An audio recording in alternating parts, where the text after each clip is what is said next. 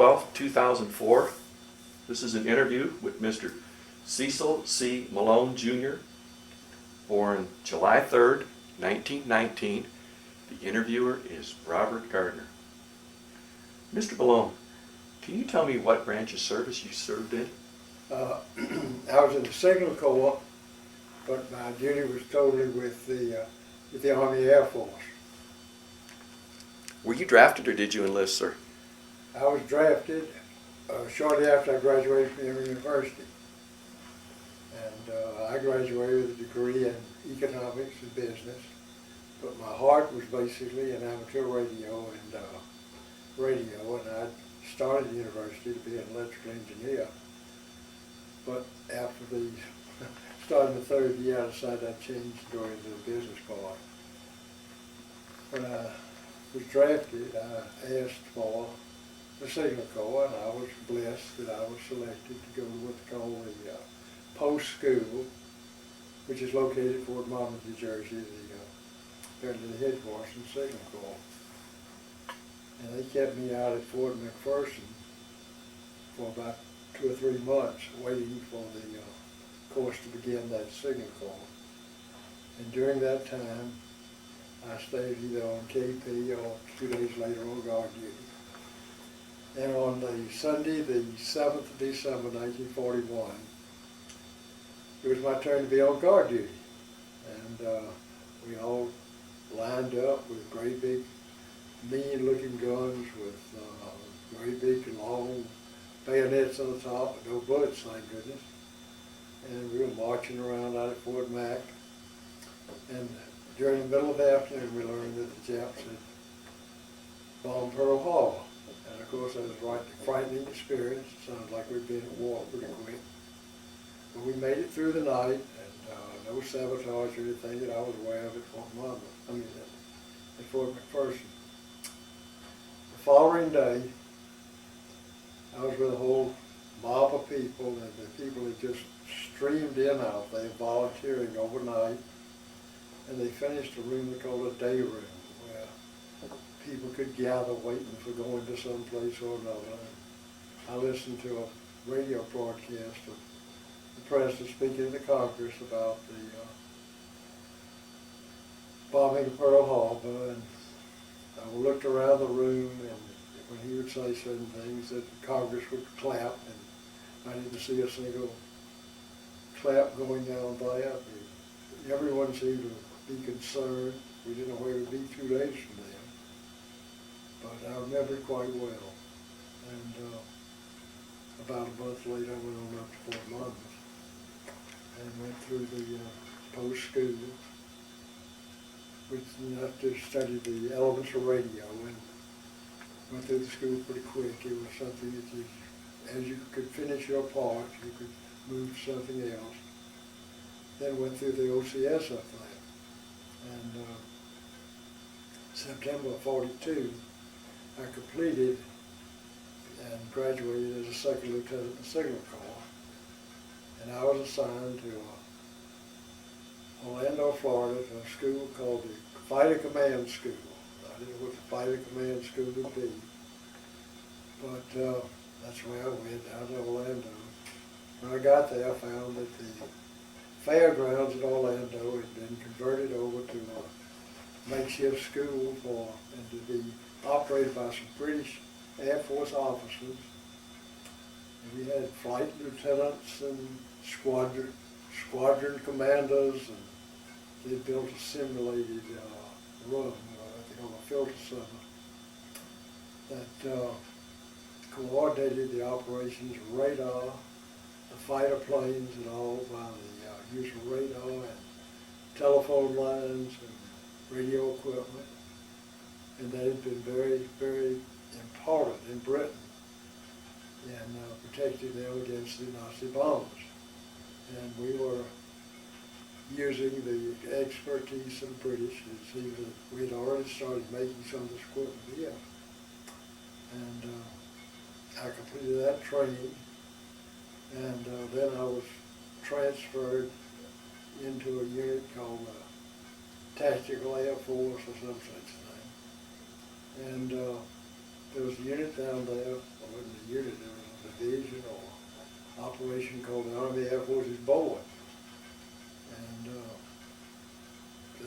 civilian man that was a high official of the telephone company that came down and headed the communications end. And he had a professor from MIT as his right-hand man, and happily for me, they pulled me in to do some communications projects. And it was, to me, a real wonderful thing because that was a thing I really got excited about, radio and communications and why things worked that were electrical. But apparently the equipment was a little slow getting there, and in the meantime, they sent me up to the Bureau of Standards in Washington to study.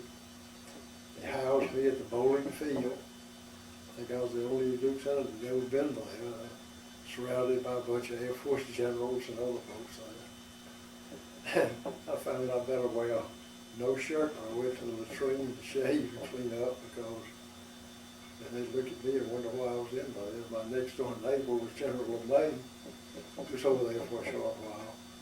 But I enjoyed going out to the Bureau of Standards. There was a hot shop just down the street where I could go for the biggest chocolate sundaes I'd ever seen.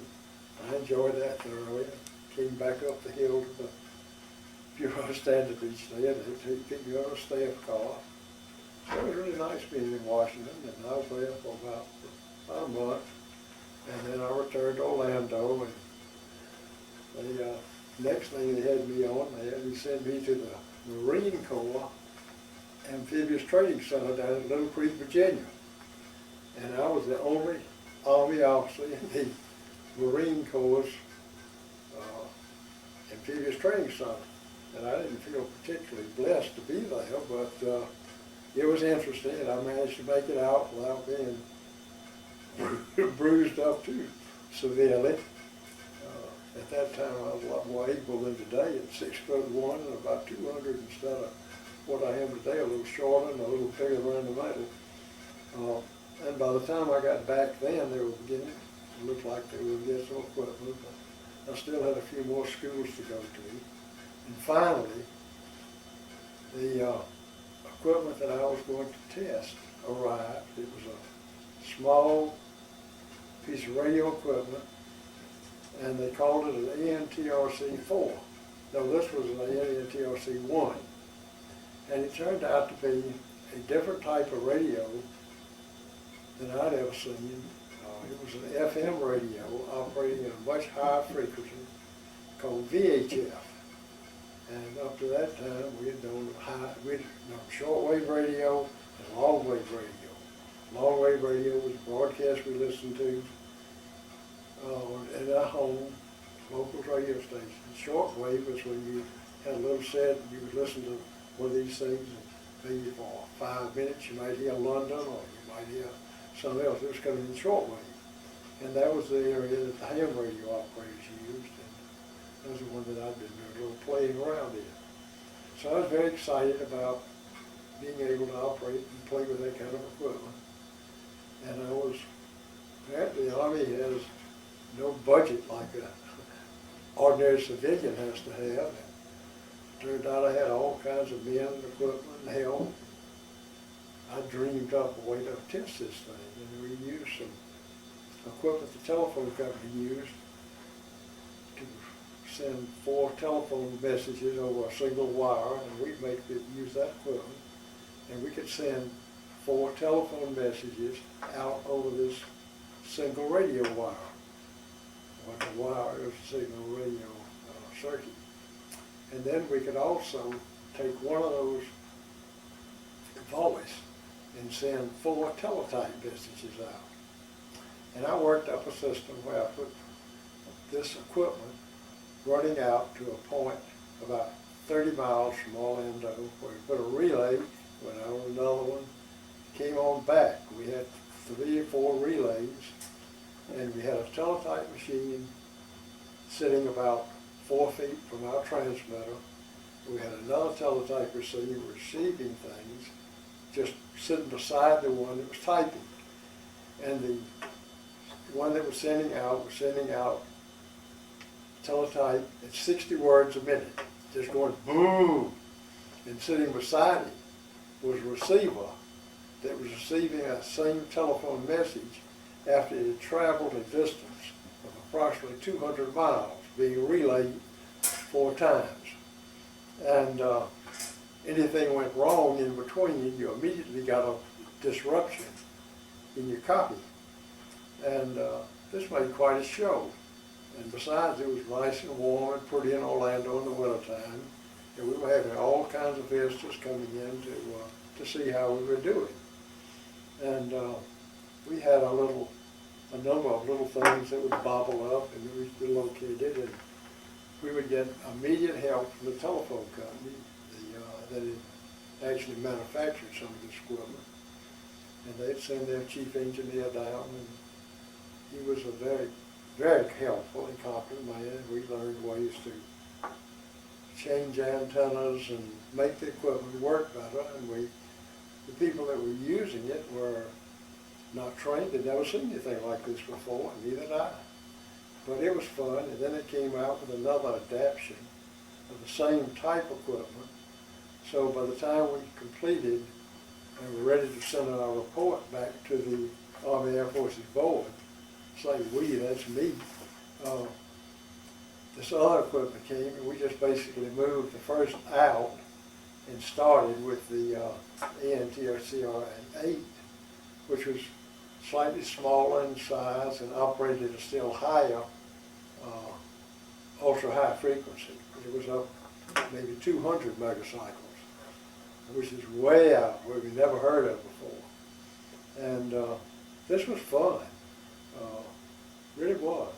And while I was working on that, my boss called in and said, come and see him, and I did. And he told me he was going out to the Pacific, his communications officer, General Kenny. And he would be in charge of communications with the 5th, 7th, and 13th Air Forces. And when he got there, he was going to ask for my transfer out to work with him. And he was also going to have the man in his office, who was my immediate superior, also coming out. And this must have been May or June in 44. Well, Colonel Hartsfield got his call in about a month. But I still had not turned in my reports on that first one, that ANTRC-1 and that ANTRC-8. And I continued working on those, and the time kept going by. I thought it'd be any day and I'd get out writing these darn things, but I finally got them both out.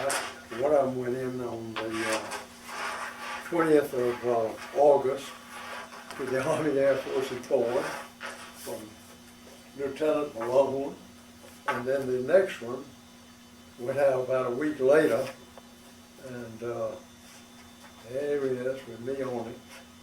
And these are copies number 2. I've got copies number 1 evidently.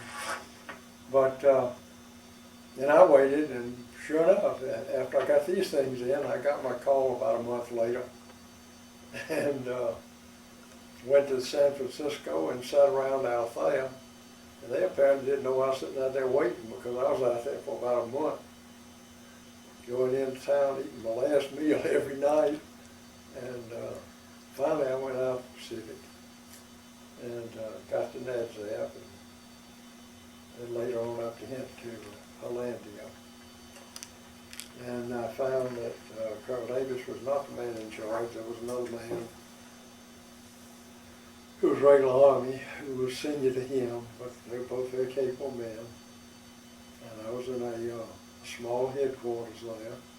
The communications office had about 8 or 10 officers in it. And Colonel Kuczynski was the regular Army man who was a senior man, and he had as his right-hand man a lieutenant colonel who was the son-in-law of Senator Vandenberg. That's Colonel Quick. And then there was Colonel Hartsfield, who was I think he's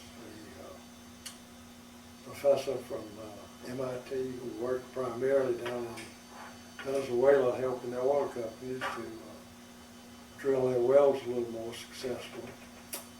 And another officer named Cadwalder, who was an interesting guy.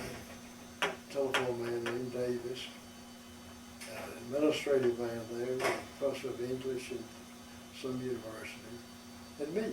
Oh, one other, Senator Smoot's son, Captain Smoot. And I found out very quickly that it was a different world from what I had expected. I expected to be in Australia in a nice hotel suite. Instead, I was in Hollandia in a tent, and but it was comfortable. The temperature in Hollandia up is quite bearable compared to Nadsville. It was up in the air, way up in the air, and I liked that. And almost immediately, I was ushered into a room, like called secret. I don't know what they call it. There's a safe in there, and they worked the combination and pulled a document out. Yeah, I was brand new, but evidently I'd been checked out from one way to the other because the stuff I was looking at was marked top secret. And they had a record of who was looking at it.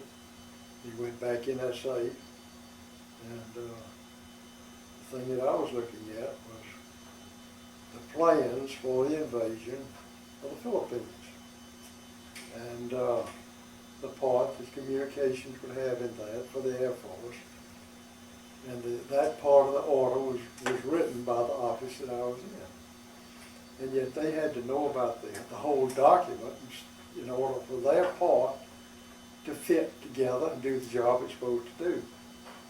And I found this interesting. I was surprised at the hours at work. They'd go to work at about 7 in the morning, and go to lunch and take about 30 minutes off, and come back in the afternoon, and come back after, and stay until about 9 at night. And well, it was something to do, and it was interesting. And lo and behold, the time came around for the big show to start up in the Philippines, which MacArthur was pledged to go into. And since I was the newest and the one the least valuable, I suppose, and it may have been that I knew something about this radio had followed me over there. They sent me on the advance party up to Lady. And that advance party was a little too quick, and they stopped us on a little island off of Lady, I think called Palu or something. Anyway, we stayed out there for a night or two, and then flew into to Lady and landed on a little temporary landing field.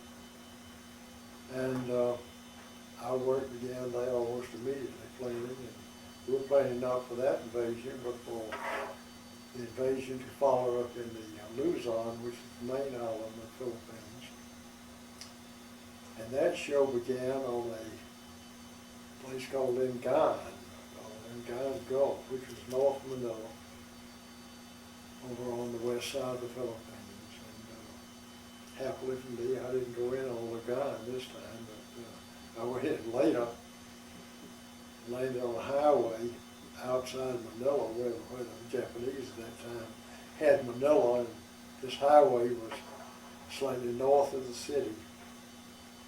And we went in with some of this radio equipment, and the plane that took me and the equipment in, all they wanted to do was get rid of me and the equipment.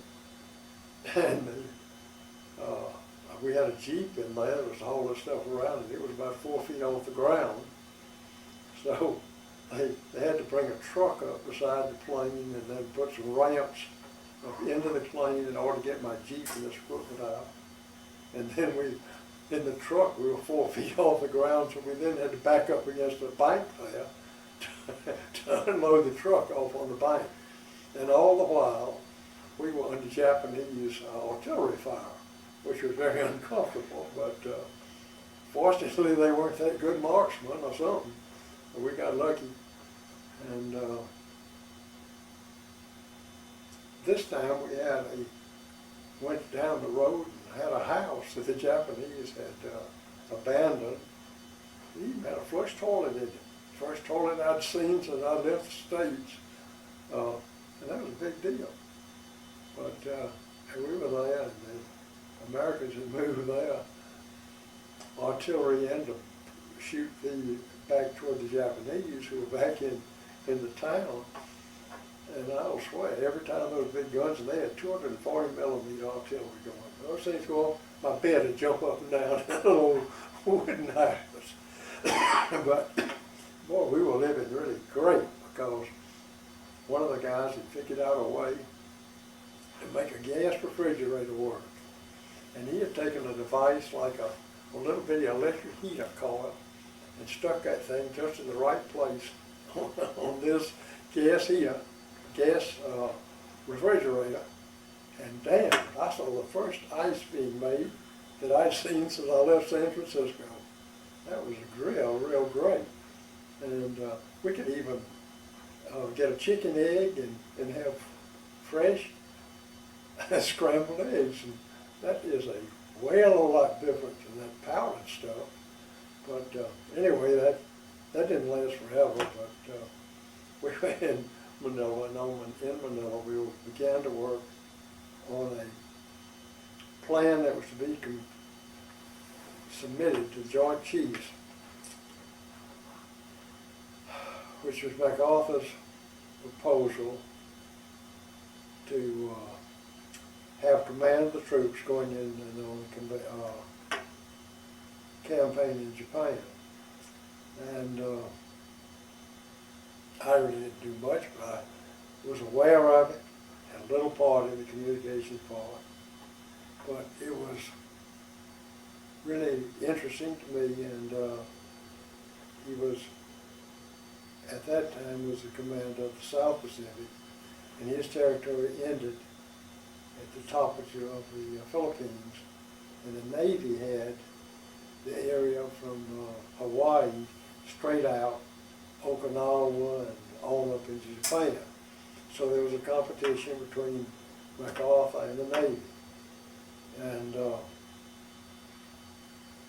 course, the way we wanted to win the war. And from my side, I kind of wanted us to win it.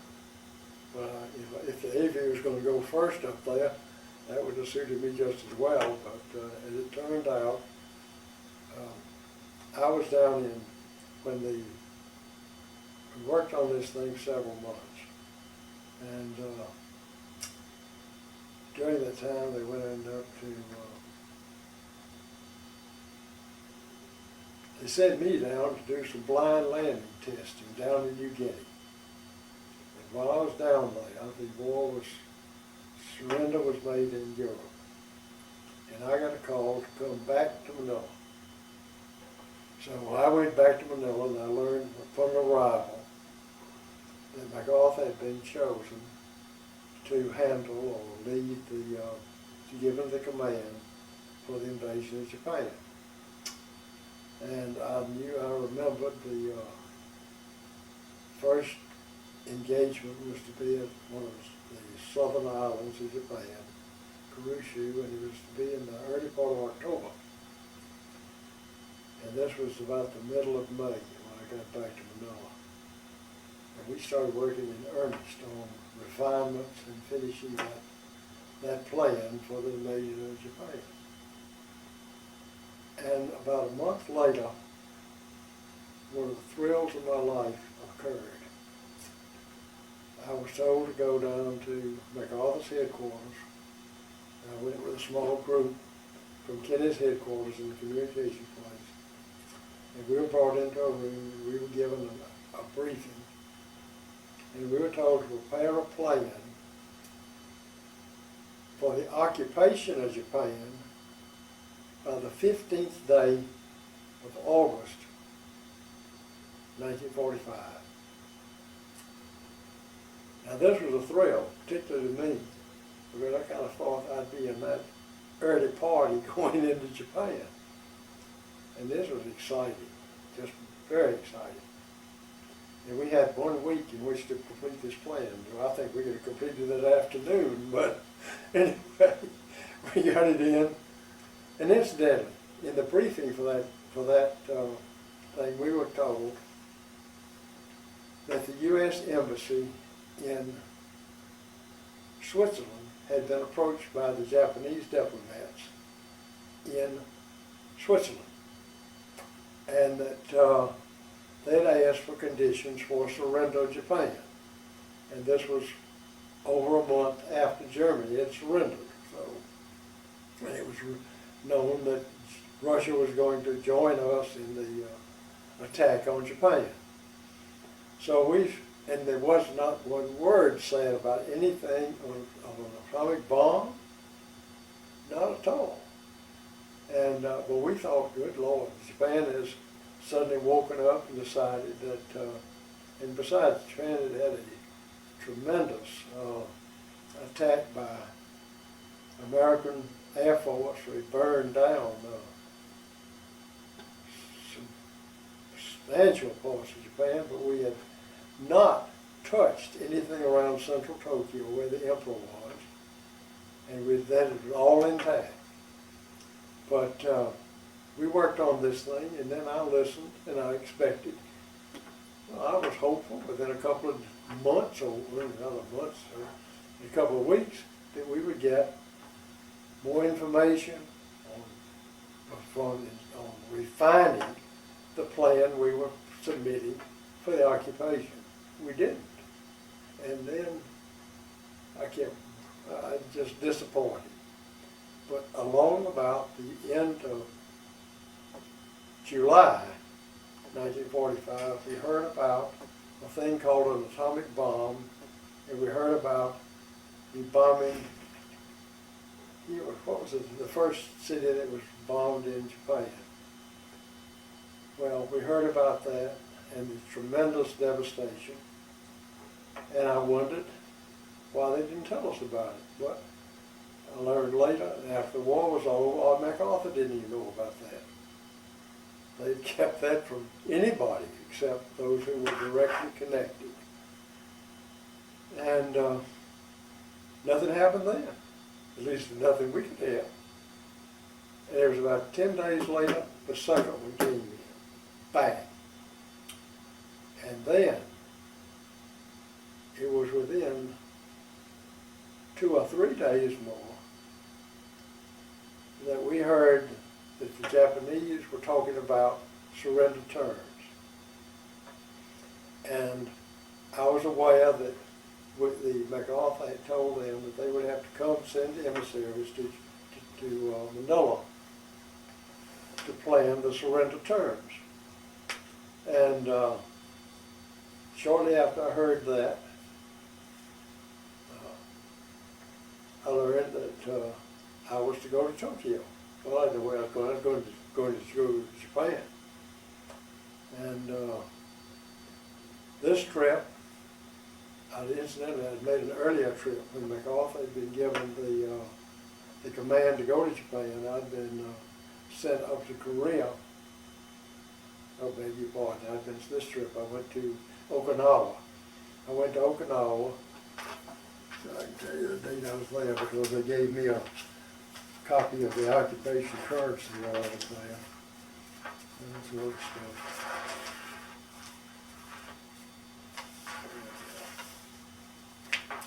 Here we are. I went to Okinawa on the 7th day of June, 1945, and I was there a week. I didn't get back until the 14th. I didn't leave until the 14th. Went up there in a Navy amphibious boat. It was. Traveled about 90 miles an hour. We left before light in the morning down in the Philippines. And flying out there past Formosa, we were going right down on the water. I thought we were going to float instead of fly. But that was good we did, because we saw, from time to time, we saw some Japanese fighters up there. And about 16 hours after we started, we landed up in Korea, again, in Okinawa. Korea I'm still thinking about, for other reasons. Had an interesting week in Okinawa.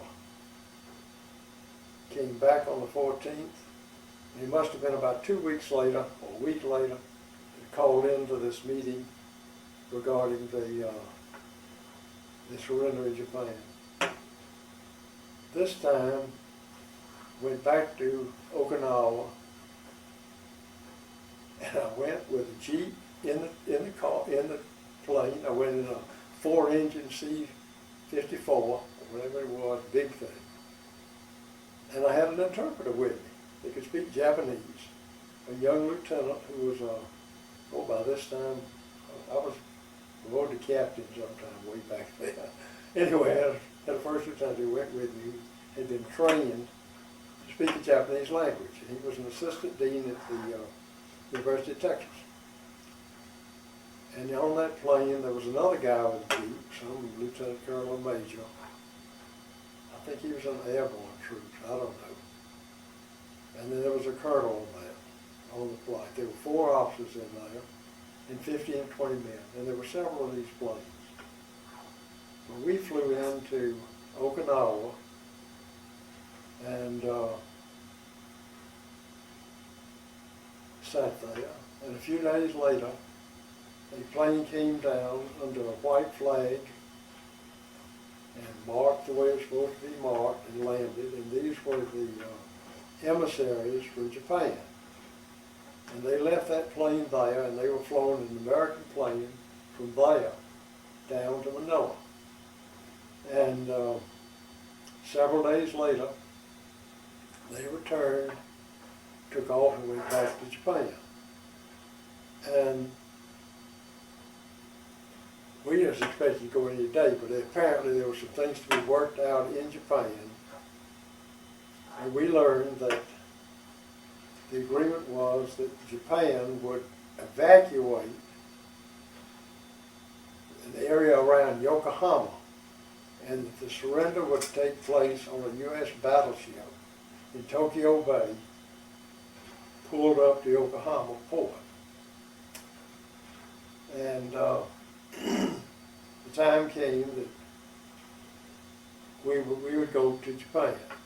And this was, my recollection was about 6 days before the surrender. And we took off from Yokohama. Oh God. We took off for Yokohama from Okinawa about 6 days earlier, and we flew into a place called Atsugi. And it turns out that Atsugi is the training place for the kamikaze pilots. And we land there. As I say, there were 3 or 4 of these C-54s. And the one I was in, as I say, they had 2 Jeeps, me and a first lieutenant who was my interpreter, and then 2 other officers. And the Japanese had been instructed to prepare a place for us to spend that night, and a place for us when we got into Japan. And they also were told to bring American prisoners that they could round up. They could fly in those planes out of there and back to the U.S. So when we landed in Atsugi, which was about 50 miles from Tokyo and about 30 miles from Yokohama, there were some very pathetic-looking Americans who I'm sure were very happy inside to be going home. And we didn't have any chance to talk to them, but I'm sure they were very happy to be going home. In the meantime, and I don't know whether I went down there in my Jeep or what, but we were moved into a barracks to spend the night. And barracks was a 2 or 3 story building. There were 2 parallel sides with a latrine in between. On one side there were a couple hundred of these kamikaze pilots who were dedicated to give their life to the Emperor. And 30 or 40 American officers on the other side. I don't know where the enlisted men were, but there were 30 or 40 of us in this building.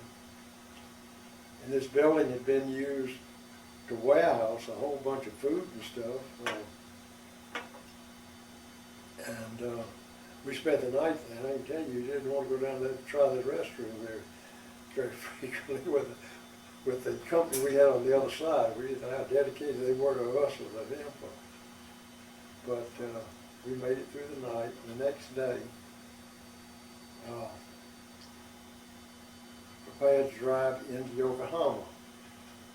And the Japanese had police at every intersection with standing there stopping any traffic to give us protection. But they were very disquieting to me because the police they had wore the same uniform as the Japanese Marines who had defended Manila. And the only Japanese Marines that I'd seen that I trusted were dead on the road. And these police had the same leg bandings and stuff as these Marines. Anyway, they didn't turn around and start shooting us. We made it all right. And we went to the group I was with, went to the Grand Hotel in Yokohama. And I'll swear, they gave us the Ritz-Carlton treatment. We came in, ushered into beautiful rooms, treated in their dining rooms, these little waitresses with the fabulous dress, kimonos and obis, and oh man, and the food was just unbelievable. We just hadn't had anything like that. And here we were. And I got out with my Jeep later that afternoon, and I just started down the street, and this guy waves us out. We stopped, and he pronounces and tells us that he is the president of the Korean Youth Association, and it has just been horrible, and he is so glad to see us. Well, he turns out to be rather helpful, but we know whether to believe him or not. But we let him jump on the back of the Jeep and be a guide. He took us out and showed us some of the better residential area around Yokohama. That afternoon, we didn't have any duties except just look around and wait for dinner. And as it turned out, the Japanese were going to handle the communications to our ship, and my radio equipment would not have to be put into operation. And so we had about 3 or 4 more days to look around, and happily, everything was very peaceful. We saw absolutely no Japanese military of any kind. And on the day of the surrender, we learned very quickly that a captain or a colonel or something had no business in the Grand Hotel. We started receiving top admirals and generals and stuff, and it's very quickly pretended, but we were lucky again. The Korean guy took us up to this mansion up on the hill overlooking Tokyo Bay, and we occupied the home of the American Vice President of Standard Oil. And this was really something. They had bathrooms in there with showers, and you could go in the shower as cold as it could be. But those showers, you'd almost drown. They had all this water. Boy, that was a treat. And then the rest of the plumbing work just didn't have any heat. But we enjoyed that, and we were still allowed to come back and eat in the Grand Hotel along with the generals. And we had that situation, and then after about 2 weeks, really nothing much happened there. And they moved us back out of that. Somebody heard about it because some general pushed us out of the big house. And this time we went back to the India Club and stayed at the India Club. And again, we were received by them and told us how happy they were to see us and so forth. And after about 2 weeks, the Americans were supposed to be able to move into Tokyo after a month. And I was sent up to Tokyo to look at some of the places, and the one that General Kenny had chosen was the headquarters for one of the, why don't I just stop a while and take a big glass of water. Once we'd gotten into the Grand Hotel and living like we were at the Ritz-Carlton, going out and sightseeing, must have been about the 1st of September, and the surrender, I think, was on the 2nd. There was a little stir there in the hotel, back in a ballroom or something, and the word was that Tokyo Rose was there. And of course, Tokyo Rose was a very interesting personality to Americans. She was very well known. And I don't know who brought her there, but someone must have thought the generals coming in would want to see her, probably more than the emperor. But anyhow, of course, I went on in there. I was a guest at the hotel. And there this young lady was, who I suppose was about 35. And she was dressed in sort of the kind of clothing that a work woman would have, the kind that you'd see working out on the streets, doing, building a street or putting in a digging or something like that. She had a baggy pair of pants and a kind of a loose blouse. Her hair was a long plait. And, but I suppose with makeup and good clothes, she could be an attractive person. And I went over and asked her, of course she was born in the U.S. and understood Los Angeles. And I asked her for an autograph. And the only thing I had for the autograph was I had what they call a short snorter. And I'd never heard of such a thing, but when I arrived in the Pacific, down in New Guinea, the currency that we had as American troops in New Guinea, which was a Dutch colony or something out there, we had currency that had the Queen's picture on it, and then we had, when we got to the Philippines we had a currency there, and then beside that I put and they gave me, some friends of the Philippines gave me some of the currency the Japanese had used in the Philippines. And then after the surrender in Europe, and MacArthur got the orders that he could take care of the invasion of Japan, I was sent to Okinawa. And when I got to Okinawa, I was given military, I don't know where I'd given it, or maybe they had to buy it, I don't know. But I had some military currency in Okinawa. It looked like this. And I put on there the dates that I was in Okinawa. I went in on the 7th of October, maybe 7th of June, 45, and left a week later. I had an interesting time. It was during that time Early Powell was killed, which was terrible. But went on back to Manila. And with my short snorter.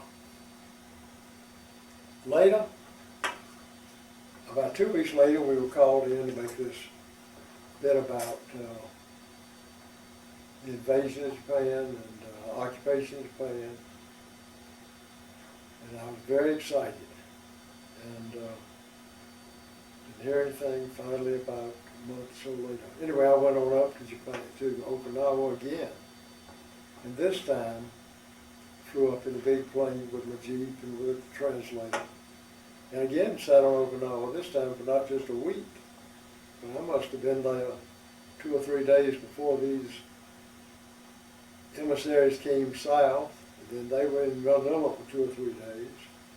Then they went back, and there was still time.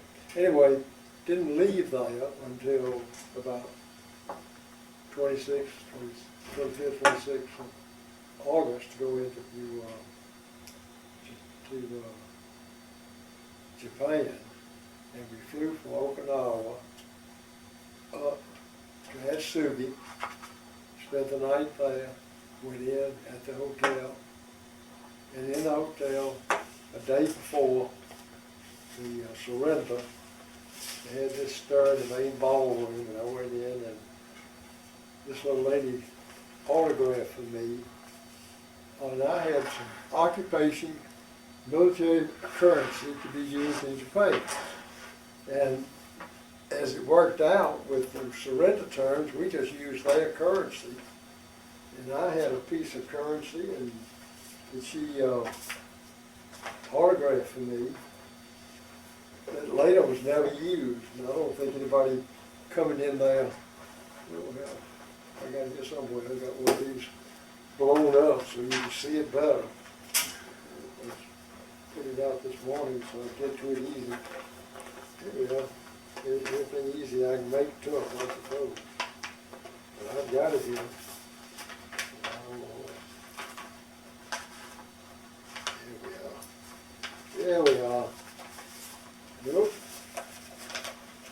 Isn't this stupid? There we go. Yep.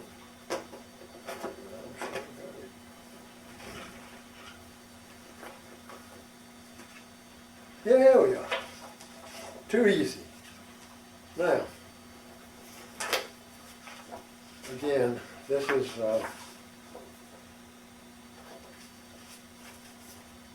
the currency that the Japanese used when they were in control in the Philippines.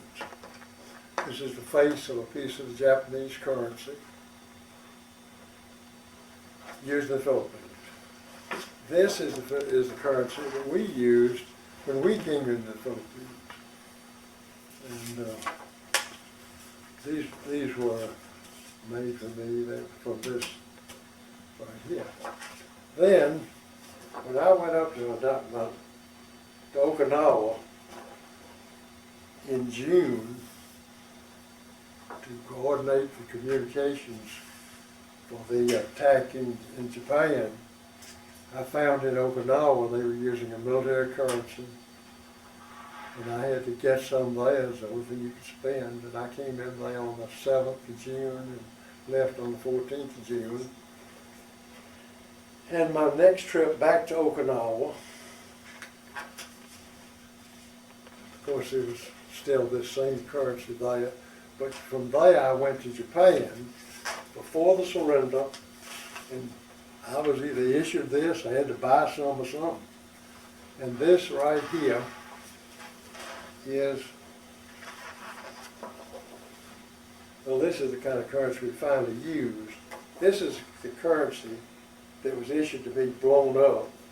And this is the one that I had Tokyo Rose to sign. And she signed it right here. And I had this thing blown up so you could see it. I put it right side up. And I never heard of such a thing, but these things are called short snorters. I don't know why, but they are. Can you hold that up? This is the one I started. Can you hold that one up, though? No. This is my short snorter. And these are embellished photographs of the currency. It's showing the currency the Japanese used in Philippines, currency we used, the currency that we used in the New Guinea, which was the Dutch. And then this is the one which was never used in Japan except by me to get Tokyo Road's signature. Because later we used the Japanese currency. Can you hold those up here? Oh, wonderful.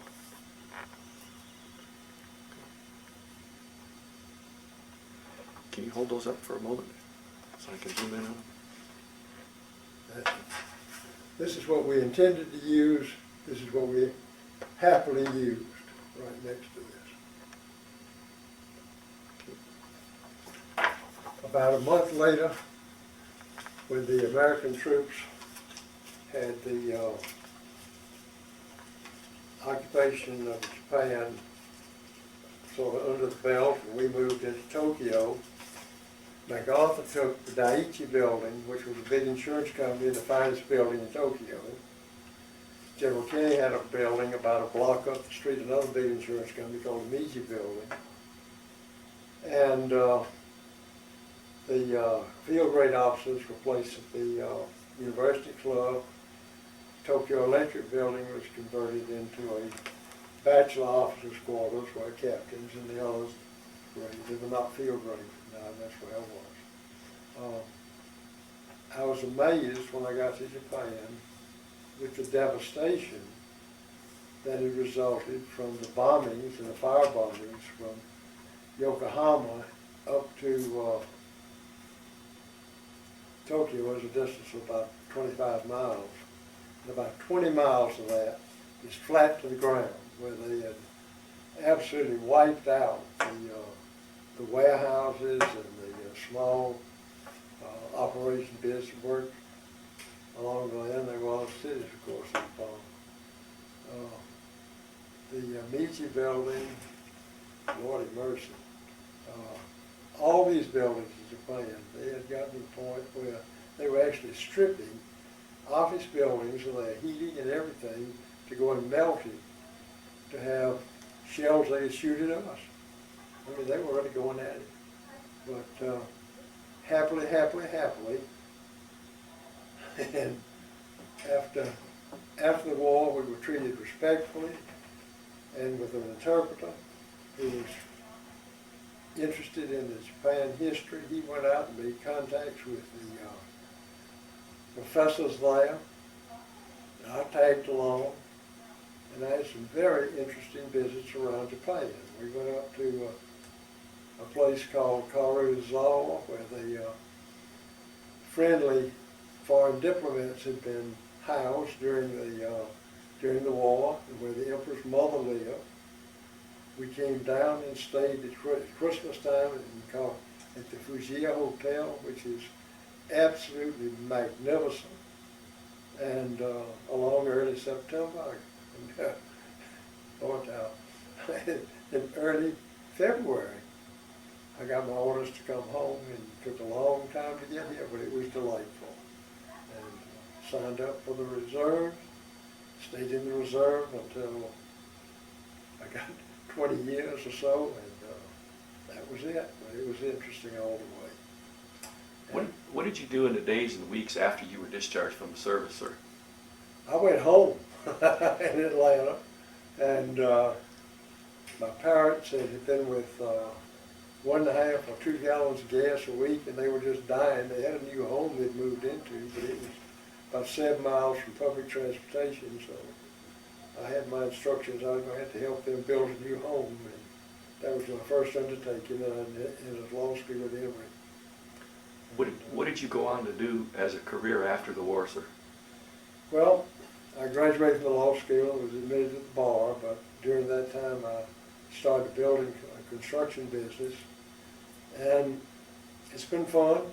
We went from residential building into commercial building. Right now, if you walk into the Atlanta airport, which is the biggest in the world, there's a project underway. If you come in from overseas, you come into that international, and you have to walk a half a mile to get to the immigration where you check in, and you'll see signs with my name on it where we are putting in a moving sidewalk that'll be ready in about 18 months or so. And if you go up into North Carolina, the biggest building in North Carolina is there. Visitor Center in Charlotte, and we put the whole inside in that. I saw it for the first time about a month ago. And at Emory, the Carlos Museum, where they have all this fabulous stuff that they're returning to the Egyptians. That's a building that my firm and I founded has built. And anyway, it's been fun. I kept my license to practice law and enjoyed visiting with lawyers, and built a world of law offices. And all in all, I've been blessed to be here in Atlanta, and happy I had the chance to grow in the Army. How did your service and experiences affect your life, sir? Well, it made me thankful to come home. It undoubtedly was a training program for me in this construction business, and the law school was a training business to me to behave myself and be careful and not do the things I was called for under a contract, and not to do the things that they call tort law, where they can sue you for little mistakes. So we've been pretty successful in both parties. Well, on behalf of the Atlanta History Center and the Veterans History Project, and my own personal thanks to you very much for doing this interview, and thank you very much for being there when the country and everyone needed you. I hate to think of what the world would be like if there weren't people like you that got us through those tough times. Well, thank you. It's a pleasure for me to be at the History Center, because I came over here and dug dirt back at Kelly Smith with my wife years ago, when she was in charge of that 1840 garden out there, the flower garden. But, thank you so much.